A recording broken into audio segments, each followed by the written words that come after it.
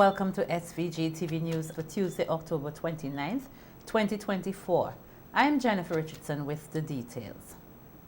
A supplementary appropriation bill of just over $154 million was passed in Parliament today for the completion of work on the port modernization project in capital Kingstown and the commencement of construction of the acute care hospital in Arnisvale. The bill, which sanctions payments from the Consolidated Fund for certain services in excess of the Appropriation Act 2024 related to the year ending December 31, 2024, was presented by Minister of Finance Camilo Gonçalves. The Finance Minister stated that $100 million will be allocated to the port modernization project and $54 million towards the acute care hospital. He emphasized that the supplementary appropriation for the new port does not constitute additional borrowing and will not increase the overall cost for the port.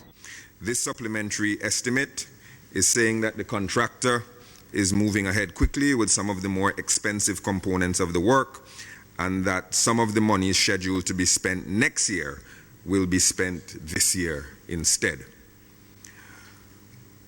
While the weakening British pound against the euro and the US dollar meant that the UK SIF funds did not go as far as originally anticipated, while the contractor has had to make some methodological adjustments in its installation of the quay wall, and while there were some limited cost adjustments related to Hurricane Beryl damage and loss, the supplementary budget reflects the fact that the contractor's more optimistic projections have been realized and that it has managed to adjust its work program to commence some work that were originally scheduled to begin early next year. The supplementary appropriation for the port modernization project will be used to pay the contractor's September and projected December interim payment certificates. Regarding the supplementary appropriation for the Arnisvale Acute Care Hospital, the Finance Minister explained that advance payments must be made to the contracting firm OECC. The $54.4 million allocation in this supplementary appropriation bill primarily covers the cost of the contractor's advance payment, which at 22.5% of the contract sum amounts to $47.6 million.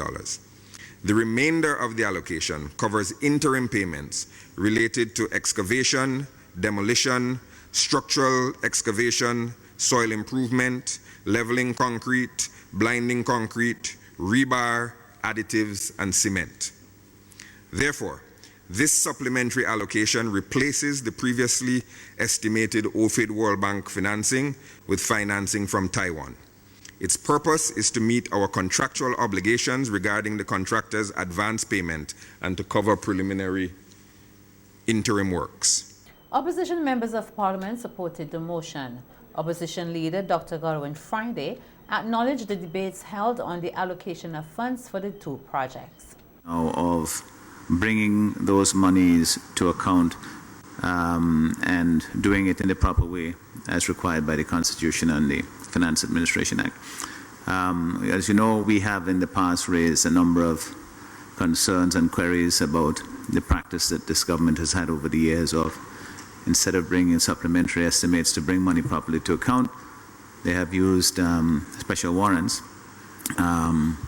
excessively and not properly accounting for them in the way that is being done here today.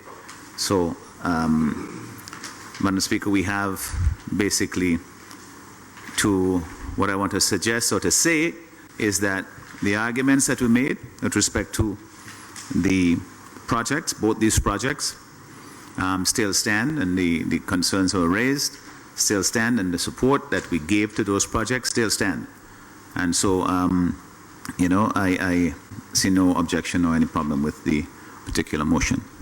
The contract for the construction of the new hospital in Arnisvale was signed on Friday, October 25th for a total of $78.73 million between the government of St. Vincent and the Grenadines and the Overseas Engineering and Construction Company OECC, a Taiwanese firm.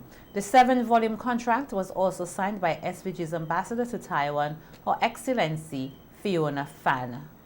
The ambassador stated that the Taiwan Commercial Bank is funding the soft loan for the project. That is Taiwan ambassador to SVG Fiona Fan. To share that the Taiwanese commercial bank has participated by providing a soft loans in partnership with your national development. I must also commend the professionalism and dedication of the Taiwanese construction company OECC, who has a fame for completing the projects in high quality, on time handover. This project we're looking at 32 months, right? As well as employing local workers. For this hospital construction, 350 local workers are estimated to be joining. We aim to create job opportunities and assist in training skilled labor in St. Vincent and Grenadines. As part of the construction, contract expertise will be shared with local workers. Prime Minister Dr. Ralph Gonsalves emphasized that the construction of the hospital is part of a broader initiative to improve the health sector in SVG, highlighting the much-needed assistance this project will provide. Resources which we have borrowed beyond the $78,730,000 US dollars, which is what the cost of the hospital's construction would be. This is the number which has been negotiated by the technical persons in the government of St. Vincent and the Grenadines, the engineers, our consultants, and these are the numbers which were accepted by the tenders board yesterday when this contract, which was negotiated, was formalized finally with the imprimatur. The official start of the construction of the Honest-Vale Acute Care Hospital took place on Saturday, October 26th, with a groundbreaking ceremony attended by Taiwan's Foreign Affairs Minister Ling Chia-Long. The new hospital, which will be built to withstand a Category 5 hurricane, will offer modern services and equipment. Minister of Health Sinclair Prince expressed his pleasure that healthcare services in SVG will be of the highest quality. Put some emphasis on resilience because the project is coming at a very crucial time of climate change, a time of extraordinary disease outbreaks, and a time when we are grappling with the prevalence of non-communicable diseases such as diabetes, among others. So our health system has to be adaptive and responsive to emergencies, and at the same time maintain our core functions. In short, we must be agile and multi-focused, and this hospital will be a very important part of this vision. Prince also stated that the Milton Cater Memorial Hospital will continue to provide maternity and pediatric services.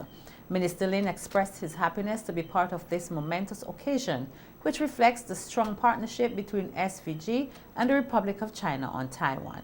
The construction of the Honest-Vale Acute Care Hospital is a major project, which is also a milestone in our bilateral partnership. It highlights our close partnership, and I was so great to learn that the OECC is overseeing this construction. The OECC is also the same Taiwanese company that worked on the Agio International Airport Terminal building. Meanwhile, Prime Minister Dr. Ralph Gonsalves noted that the conception of the new hospital dates back to 2014. He also mentioned that Hurricane Beryl temporarily halted progress, but fortunately, Taiwan stepped in to fund the construction.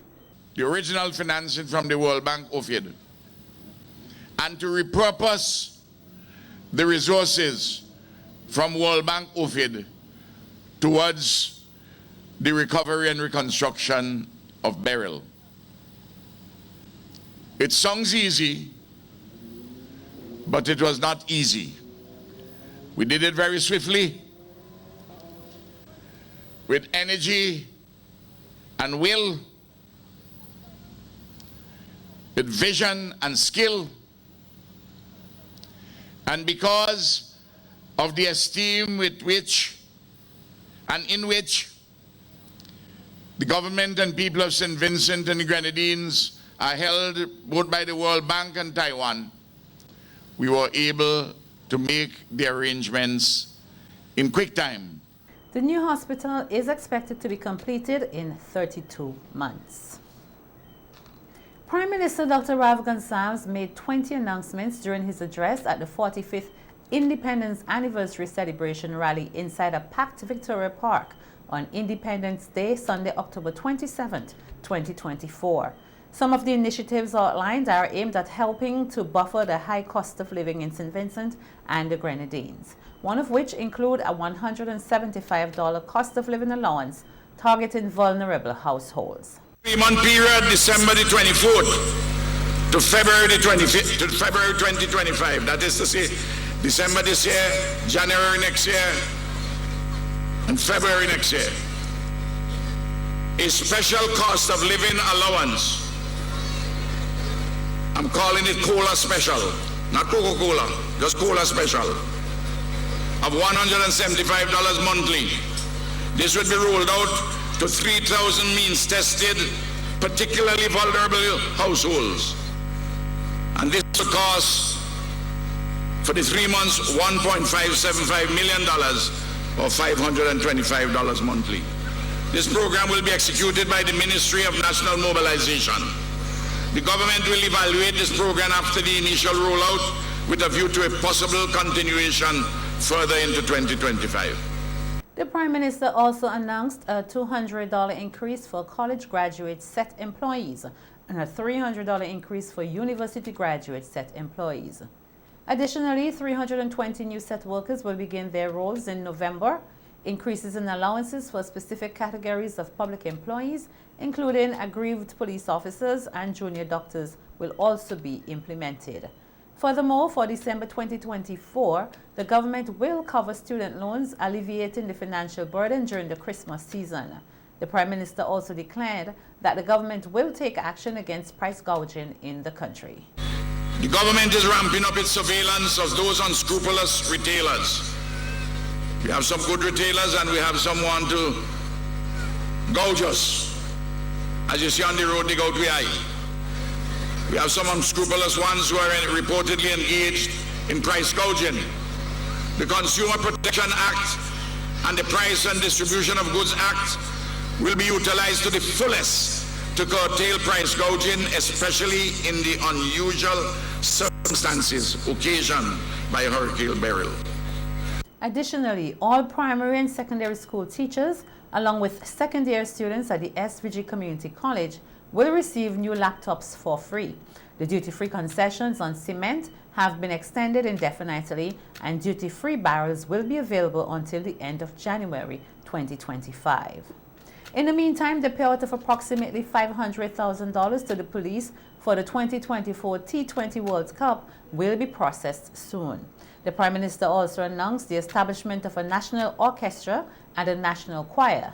Furthermore, 4 sporting ambassadors were named: Shafiqua Maloney, Jamil Warrican, Fitzgerald John Hines King, and Olex Anderson. SVG's cultural ambassador is Alvon Ali Kodagan. The St. Vincent and the Grenadines Tourism Authority today announced the launch of Sunrise Airways' new flight route to St. Vincent and the Grenadines, which further enhances inter-island connectivity for Caribbean travelers. The authority states that the new service links St. Vincent and the Grenadines with Antigua, St. Kitts, Dominica, and St. Lucia, providing seamless travel options for leisure, business, and regional visitors alike. Sunrise Airways commenced operations at the Argyle International Airport on Monday, October 28th. The SVG Tourism Authority notes that the new route will play a significant role in supporting SVG's thriving tourism industry by providing travelers with improved access to a destination celebrated for its unspoilt beaches, vibrant culture, and unique island experiences. SVGTA's Chief Executive Officer, Annette Mark, emphasized the importance of this development for regional tourism, noting that Sunrise Airways service to SVG opens new doors for Caribbean travelers to experience the beautiful islands of SVG. She added that this enhanced connectivity reflects their commitment to making SVG more accessible and inviting travelers across the region. The 6th Madongo Festival, held on Monday at the Chateauye National Park in Rabaca, attracted a large crowd, with many attendees getting the opportunity to sample the local delicacy, Madongo. The festival was held under the theme, After Breadfruit and Jackfish, Madongo is the dish. Selman Walters, General Manager of the Arrowroot Association, stated that the event is held annually to showcase the use of arrowroot, which is important to SVG's food security. Realize that today's generation doesn't fully understand how this thing is prepared. The arrowroot starch in former years was a very integral part of the Vincentian cuisine. We all, people at my age, grew up on arrowroot starch when there were so many factories all over the country. The fungi, the porridge was a part of our diet. But that went out with the downsizing of arrowroot and banana came as the #1 commodity in agriculture years ago. What we are doing here is to bring back this to the new generation. So when you come here and you see Madongo being served with so many different things, when you see fungi, it is to bring back what we know, eat what we know, eat what we grow. It's part of our food security. We will always have arrowroot starch. And the good thing about this crop, it is not killed by volcanic eruption. It is not killed by hurricane. The rhizome is always in the ground.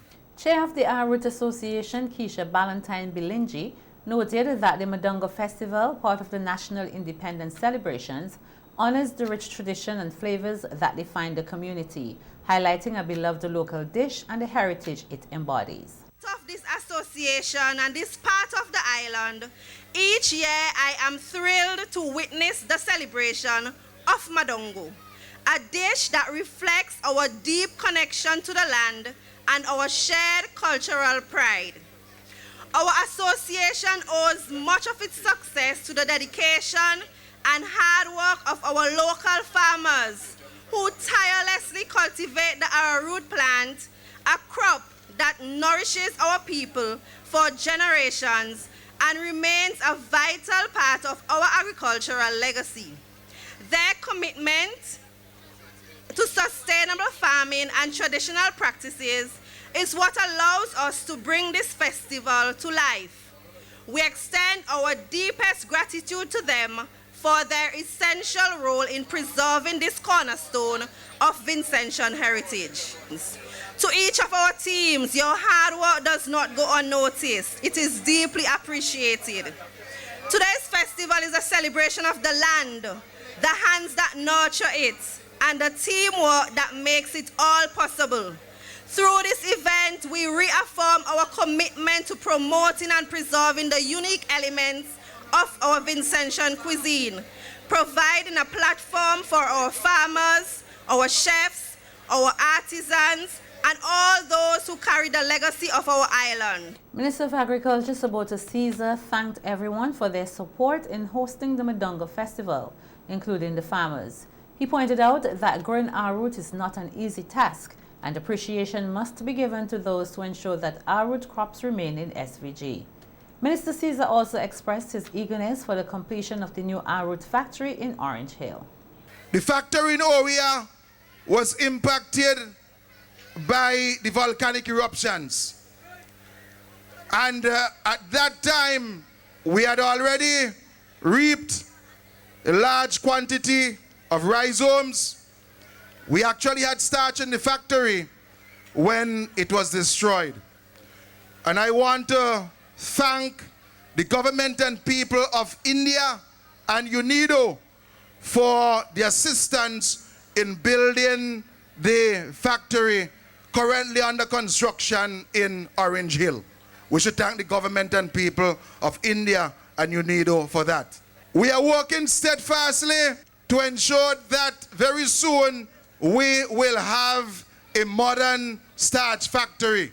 Now, I was walking around earlier. I realized we don't only have Madongo here, but we have Dukuna.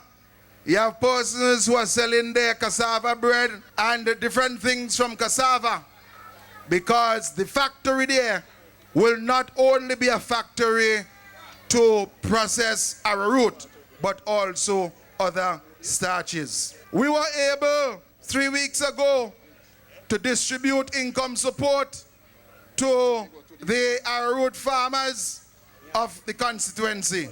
Arrowroot farmers also receive assistance under the UBEC project, and they receive assistance also for damage from Hurricane Beryl. There are about 20 or so farmers.